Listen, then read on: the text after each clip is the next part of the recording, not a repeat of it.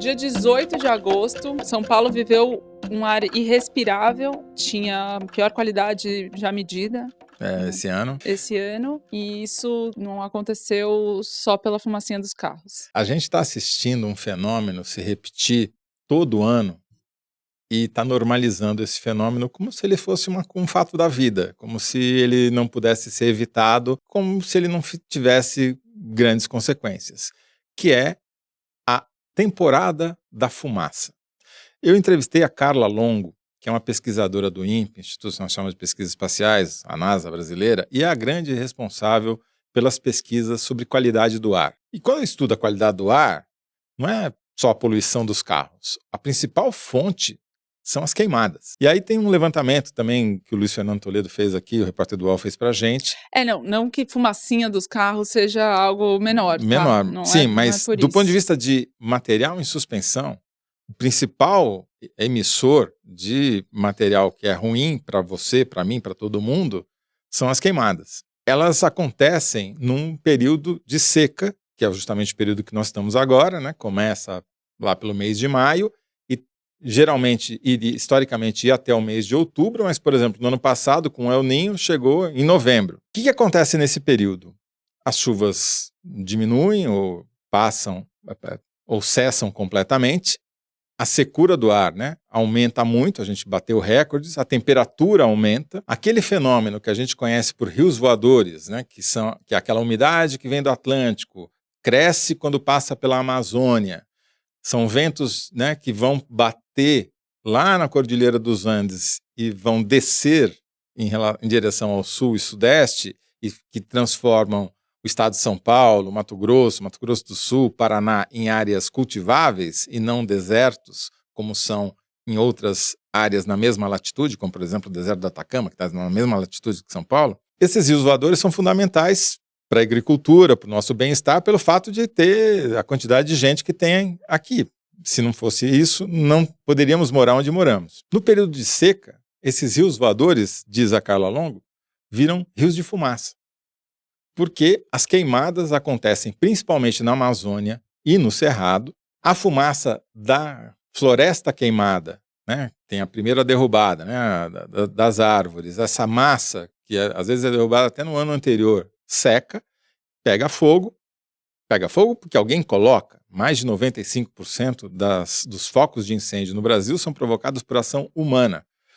E essa fumaça sobe para a atmosfera e vai ser depositada ao longo de todo o caminho a milhares de quilômetros de distância, inclusive aqui na cidade de São Paulo. Então esse ar irrespirável do dia 18 era fruto desses focos. São milhões de focos de incêndio que a gente tem pelo Brasil. Ou seja, botar fogo na Amazônia não diz respeito só ao madeireiro e o... De jeito nenhum, não é só Manaus que vai sofrer, é o Brasil inteiro, principalmente o norte, o centro-oeste, o sul e o sudeste. O resto do país. Só o nordeste que fica, às vezes, escapa um pouquinho por causa da condição de ventos.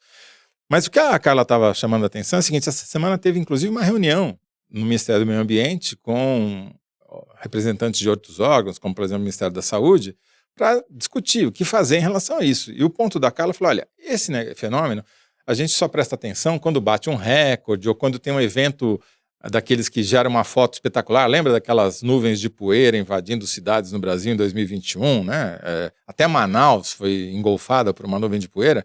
Mas é um fenômeno constante que mata milhares de pessoas. Tem vários estudos científicos que ela mostra na apresentação, inclusive, que ela fez lá no Ministério do Meio Ambiente, mostrando que há dezenas de milhares de brasileiros que morrem precocemente, principalmente crianças e idosos, por causa de doenças respiratórias e não só, também cardiovasculares provocadas pela fumaça. Porque a fumaça, a gente chama tudo de fumaça, mas na verdade dentro da fumaça tem vários compostos químicos que afetam diferentes partes do corpo. Então a fumaça, digamos, as partículas mais grossas, né, menos finas, elas afetam antes, né? Elas param exatamente nas vias superiores. Exatamente, no nariz, na garganta, mas quanto mais fina ela vai entrando mais fundo no pulmão e chega até os alvéolos. O grosso das queimadas, principalmente no norte, na floresta, são por pessoas que estão grilando terra, ocupando terra irregularmente. No Centro-Oeste, já tem uma parte maior de queimada em pastagem, queimada no ato da agricultura. Mas também tem, e aí obviamente não dá para comparar em volume, até em terra indígena. Porque faz parte da cultura indígena você, no manejo da terra, queimar aquilo.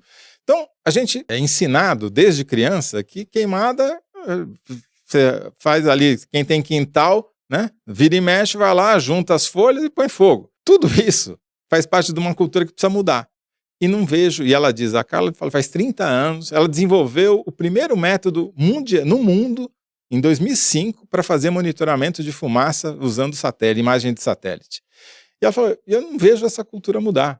Né? E isso é que... Estão tentando atacar as consequências e não a causa. Exatamente. E isso é que me chamou mais atenção, porque a gente vai ficar dando notícia, a qualidade do ar em São Paulo vai pior de não sei quantas vezes, e não vai olhar para a causa do problema, que precisaria ser um combate sistêmico às queimadas e à cultura da queimada. Bom, vamos respirar fundo, fazer um intervalo, a gente já vem.